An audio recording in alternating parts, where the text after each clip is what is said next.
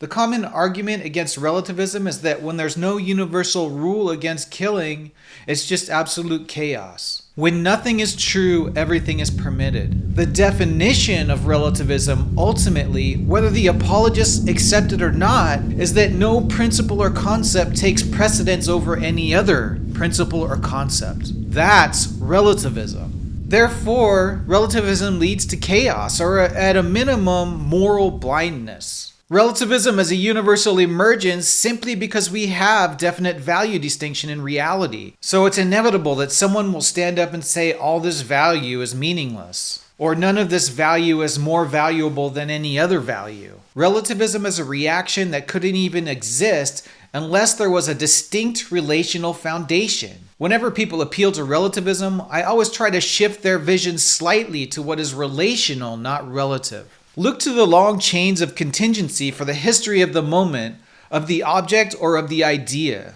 There's a foundational essence out there, and some amount of our ideas, concepts, and principles evolve out of it because we see it and experience it, so our principles and plans capture its essence. So any idea, concept, or person that's trying to tell you that things can't be known, or that we should approach every situation as if there's no history to pull from, no examples to study, no probability or likelihood that can help, you should be suspicious of. It's very likely that that person has an agenda, however deep it may be within them, to serve some end that's not entirely beneficial or true or generally good. Universal moral principles evolve, and they're just as strong as our reality is repeatable. I don't know if you've noticed, but in a lot of ways our daily routine is mundane, it's boring, it's so repeatable.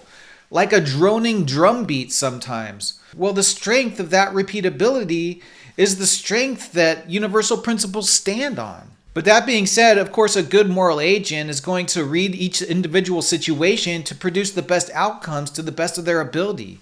That's just part of rational thinking. We don't have to throw out moral principle to get there.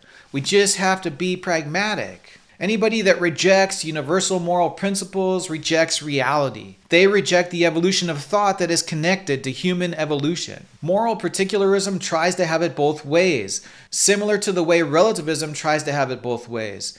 It wants to say that universal principles are not always relevant, which isn't absolutely false, but in the conditional examples, you see that the moral particularist has to have goals to even act on the situation. I do agree at some times some principles need to be conditioned or temporarily suspended, but this doesn't take away from their overall guiding importance.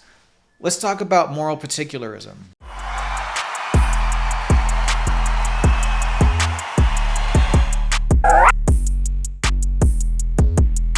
Moral particularism is a view and ethical theory that challenges the idea that moral principles are universal, fixed, or necessary for making moral judgments. Instead, it argues that the moral status of an action depends entirely on the specifics of the particular situation, and no general moral principle applies universally to every case. Key characteristics of moral particularism include rejection of universal principles. Unlike traditional ethical theories like utilitarianism or Kantian ethics, moral particularists argue there's no universal moral rules that can be applied across all situations. They believe that the moral status of an action depends entirely on the specific context and nuanced details of a particular situation. Contextual evaluation. Moral particularists contend that moral judgments require a holistic assessment of the unique circumstances, relationships, and specific features of each individual case.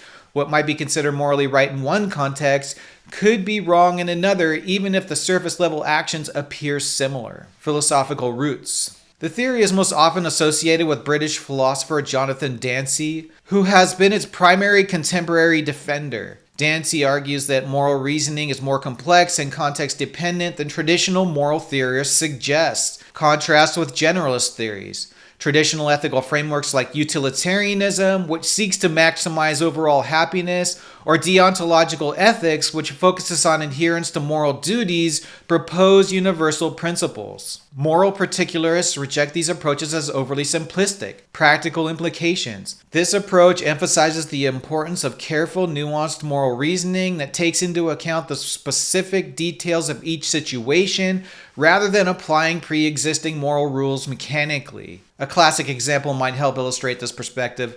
Suppose giving money to someone is typically considered helpful. A moral particularist would argue that the morality of giving money depends entirely on the specific context. It could be morally praiseworthy in one situation, helping somebody that absolutely needs it, that will spend it on getting themselves out of a hole.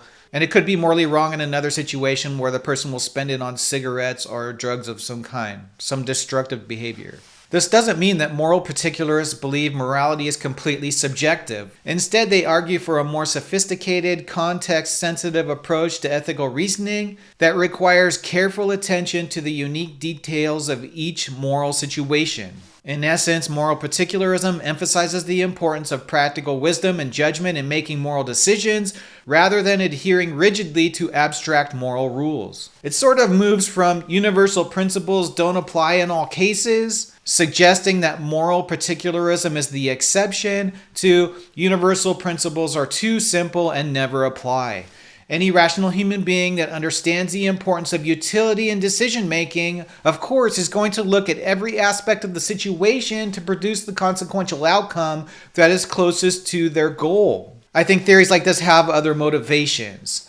We look situationally to strike the balance through practical wisdom, the way moral particularism suggests, but I think most philosophers won't get behind something like this as a guiding principle because they understand it's a slippery slope and it opens up to relativism and to destructive opportunism. But it is functionally relevant. It's just not what we need to be focused on. Utility is always the main focus.